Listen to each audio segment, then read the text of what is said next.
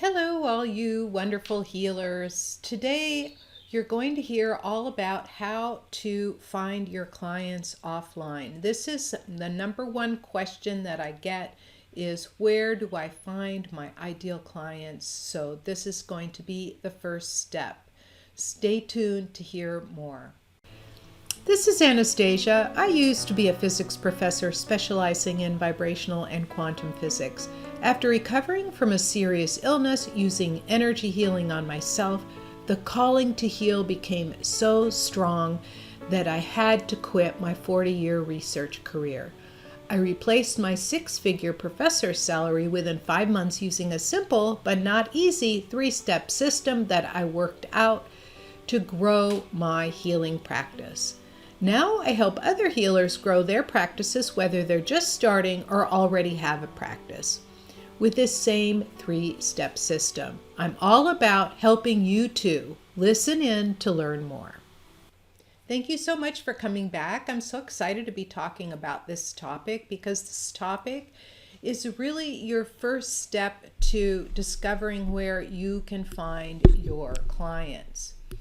So the first thing to do is, of course, now that you've got your 30-second intro and when you first meet people, you can start asking them the important questions and how to and basically connect with them.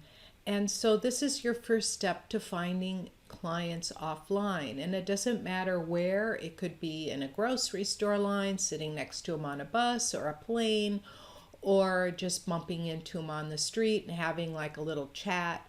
This happens all the time. Sometimes I'm sitting out in front of my house and people come by. I have a little chair on my porch where I can drink my morning tea and then I can chat with my neighbors as they come by.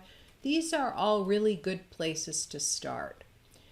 But now the thing to do is to really take it on the road, meaning going to your local networking groups. And you can find these networking groups by opening up your newspaper or put in Google local networking and find some groups that will meet with the kinds of people you want to have a conversation with.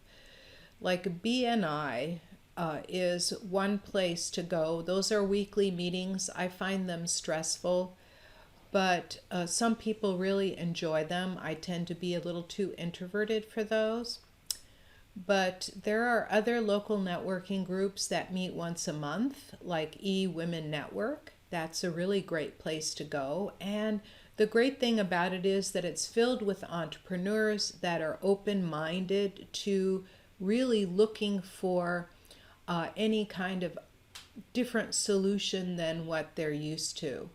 They also, when you first come in, they also give you a free table so you can set up your content, like you can put your brochures and a book and a little poster up and offer something free, like a free frequency reading or a free 1-minute reading. What I would do is offer a free reading on what's the next thing you have to, like what's the number one thing you should look at right now to move forward in your success. And I had 8 choices. So I would do the muscle testing behind my back and then come up with a solution and then read into the solution. And I would say like 99.9% it was very accurate. So that was really, really fun to do, right?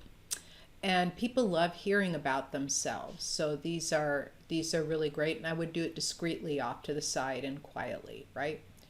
So then by going to these networking groups and meeting other people, this is a really great way to form friendships. Like I have a lot of friendships that I still maintain from the times that I met people like that, right? So those networking groups, there are certain kind of etiquette that you need to practice, right? For instance, when you collect people's cards, right? I always collect people's cards, and immediately friend them on Facebook and LinkedIn and send them a message saying it was so great meeting you. And the people that are really interested in what you have to say, you can make an immediate appointment with their phone number in your phone. Make sure you take it with you and make an immediate appointment in your phone and have a follow-up call. And this is how I started really getting a lot more clients. And now that I know that we're having a little bit of a resurgence in COVID, but now that a lot of COVID restrictions are lifted and people are meeting again, and you can even do this online, but I'm talking specifically offline. There's nothing like meeting someone offline. There's nothing like shaking their hand, looking them in the eye, and having a conversation with them, right? So these networking groups, right, they're really, really helpful. And this is in a matter of probably 3 months, I was already into $7,000 to $8,000 a month by being in these networking groups and really connecting, going to every event, having, whenever anybody had a private event or any kind of private, I would just show up. Like, I didn't have a lot to say, but I would just show up. And the more they see your face, it's kind of like online, right? You have to make 6 or 7 touches before people will finally go, oh yeah, I know that person, and being able to connect with you, right? And I know that a lot of you are introverts, and you have to practice that hygiene before and after, right? Before and after you go to these events to help keep your energy, keep yourself grounded and centered, and release anybody else's energy that impinges into yours, right? So all those things that we've talked about before, those are the things to pay attention to. Now, the other thing that happens is that a lot of people go to these networking meetings. I've given away thousands and thousands of my cards, really. And and hardly anybody has ever taken that card and called me. And some people even had their card pinned on their bulletin board for 2 years before they finally did call me, right? So this is one of those quirky things about energy healing that people have in the back of their mind. Oh, that might be something good to do, and that might be something good to know, but they just are too shy or hesitant to call. And that's why you're the one that needs to be following up, not them. You're the one that needs to be following up. So you collect the cards, you follow up, and you do it consistently. So that means that you connect on Facebook, like I mentioned, you connect on LinkedIn, drop them a message, make an appointment, and in the appointment, you don't sell them, right? Because these are networking meetings. You don't sell them. What you do is you find out what it is that they need, right? How can you help them? What do they need from you? And then if they ask, what can I do for you? You can say, well, it would be great if you could refer me people that, and then you name your specialty that need help in these areas. And a lot of times they will do that. And I have also given away free sessions, like on the phone. I'd given away a free session, meaning I would clear something up right away with them without asking for anything in return. And those networking calls like that would refer me a lot more clients. Wow, that really worked. I have people that could use your help. And then they would send me a referral. And those are the referrals that really worked like magic. Just one referral yielded tens of thousands of dollars in referral, meaning not just one, but about 30 different people came through that one networking call. Because these people that attend networking meetings, they go regularly because it works. They go regularly because that's where they form friendships, right? So you get to meet all the same people over and over again, and you just follow along with them, right? And if that's what you like to do, right? And if you find that it's fruitful, and I did find it fruitful, like one of my doctor friends used to go to every networking meeting, right? And she always went, and she was highly successful in her practice. And in fact, she was so well known that Suzanne Summers put her in her book, right? But she still would go to these networking meetings because of the value in them. So I hope that that was helpful for you.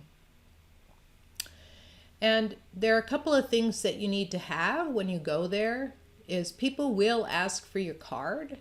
And on your card, you should have a picture of you and your name, your email, your direct line, your cell phone number, right? Your direct line, and a little bit of what it is that you do, right? So I put on mine physicist and master healer, right?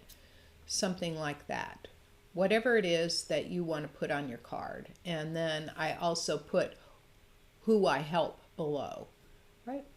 And then on the back you could put get your free gift. And so what I gave away was a healing audio. So it would be an 11-minute healing audio, and that 11-minute healing audio does all the energy hygiene for them. It's 11 minutes, and it's very relaxing, and a lot of people really loved it, right? So it doesn't matter what it is you give away, but as long as you give it away and they get on your email list. And your email, so that's one. And number two is have a business card website. So it can be a single page, and it has exactly what's on your business card, how they get in touch with you, who you help.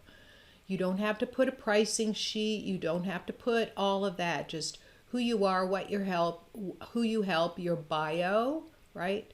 And how to get in touch with you. That's all, right? So that should be it for today. And next time I'll talk a little bit more about networking etiquette and things that you can do to help more clients come to you. Okay, I will see you next time. Thank you so much for taking valuable time out of your day to listen in. If you found this message helpful, please help spread the word by giving the broadcast a thumbs up or a 5-star rating. Share it with your friends, and be sure to subscribe to my channel with your notifications on. For further training on healing and growing your healing business using my 3-step system, go to www.highpaidhealers.com. And I'll see you in the next video.